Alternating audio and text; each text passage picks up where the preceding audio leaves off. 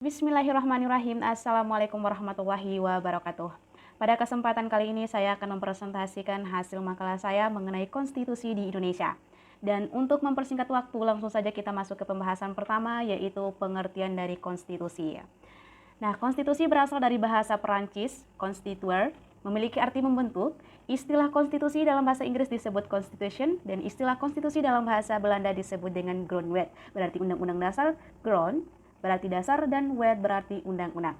Secara umum dalam konteks ketatanegaraan, konstitusi berarti pembentukan suatu negara atau menyusun suatu negara. Dengan demikian, kesimpulan umum mengenai konstitusi dapat diartikan sebagai peraturan dasar tentang pembentukan suatu negara. Nah, konstitusi dapat dilihat dalam dua pengertian, yaitu luas dan sempit. Konstitusi dalam pengertian luas adalah keseluruhan dari ketentuan-ketentuan dasar atau hukum dasar, sedangkan konstitusi dalam pengertian yang sempit adalah piagam dasar atau undang-undang dasar, ialah suatu dokumen lengkap mengenai peraturan dasar negara. Lalu kita masuk ke slide kedua, yaitu pengertian konstitusi menurut para ahli. Ada beberapa ahli yang mengemukakan pendapatnya mengenai konstitusi ini. Yang pertama dari L.J. van Apeldoorn. Nah, menurut beliau bahwa konstitusi adalah memuat peraturan tertulis dan peraturan tidak tertulis. Sedangkan menurut Herman Heller, dan Herman Heller ini membagi pengertian konstitusi itu menjadi tiga, yaitu konstitusi adalah mencerminkan kehidupan politik di Indonesia di dalam masyarakat sebagai suatu kenyataan. Yang kedua, konstitusi adalah suatu kesatuan kaidah yang hidup dalam masyarakat. Dan yang ketiga, konstitusi adalah yang ditulis dalam suatu naskah sebagai undang-undang yang tertinggi yang berlaku dalam suatu negara. Lalu, pendapat yang ketiga dari C.V. Strong.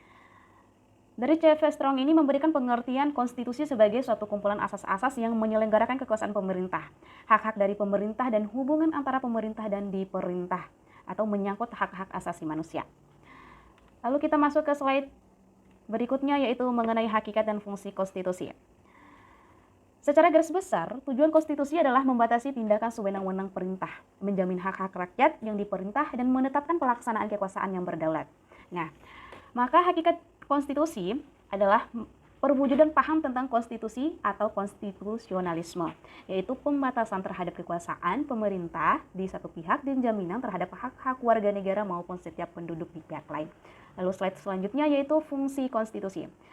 Ada beberapa fungsi konstitusi. Yang pertama yaitu konstitusi berfungsi sebagai landasan konstitusionalisme. Yang kedua, konstitusi berfungsi untuk membatasi kekuasaan pemerintah sedemikian rupa sehingga penyelenggaraan kekuasaan tidak bersifat sewenang-wenang. Lalu kita masuk slide selanjutnya, yaitu mengenai mekanisme pembuatan konstitusi. Nah, di Indonesia, dalam rangka persiapan kemerdekaan sebuah negara berdaulat yang lepas dari penjajahan bangsa asing pada tahun 1945 yang lalu, para tokoh-tokoh pergerakan nasional juga mempersiapkan suatu naskah konstitusi yang kemudian kita kenal dengan Undang-Undang Dasar 1945.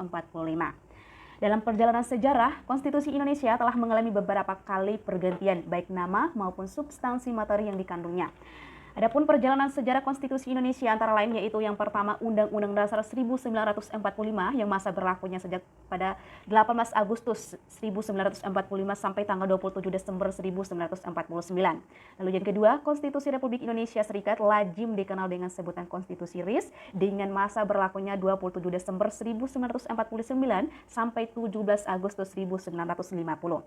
Dan ketiga, yaitu Undang-Undang Dasar Sementara atau UDS Republik Indonesia 1950 yang masa berlakunya sejak 17 Agustus 1950 sampai 5 Juli 1959. Lalu yang keempat yaitu Undang-Undang Dasar 1945 yang merupakan pemberlakuan kembali konstitusi pertama di Indonesia. Pemberlakuan kembali konstitusi pertama di Indonesia dengan masa berlakunya sejak Dekret Presiden 5 Juli 1959 sampai sekarang. Kita masuk ke slide selanjutnya yaitu mengenai judicial review di Indonesia. Nah, judicial review di Indonesia ini dilaksanakan oleh Mahkamah Konstitusi. Mahkamah Konstitusi merupakan lembaga baru yang diperkenalkan oleh perubahan ketiga Undang-Undang Dasar 1945. Salah satu landasan yang melahirkan lembaga ini karena sudah tidak ada lagi lembaga tertinggi negara. Maka dari itu, bila terjadi persengketaan antara lembaga tinggi negara, diperlukan sebuah lembaga khusus yang menangani sengketa tersebut yang disebut Mahkamah Konstitusi. Menurut Undang-Undang Dasar 1945, kewajiban dan wewenang Mahkamah Konstitusi antara lain yang pertama berwenang mengadili pada tingkat pertama dan terakhir yang putusannya bersifat final untuk menguji undang-undang terhadap Undang-Undang Dasar, memutuskan sengketa kewenangan lembaga negara yang kewenangannya diberikan oleh Undang-Undang Dasar 1945, memutuskan pembubaran partai politik, dan memutuskan perselisihan tentang hasil pemilihan umum. Lalu wewenang yang kedua, yaitu memberikan putusan atas pendapat Dewan Perwakilan Rakyat mengenai dugaan pelanggaran oleh presiden dan atau wakil presiden menurut Undang-Undang Dasar 1945. Mungkin sekian dari saya. Lebih dan kurangnya saya mohon maaf. Wabillahi taufik wal hidayah. Wassalamualaikum warahmatullahi wabarakatuh.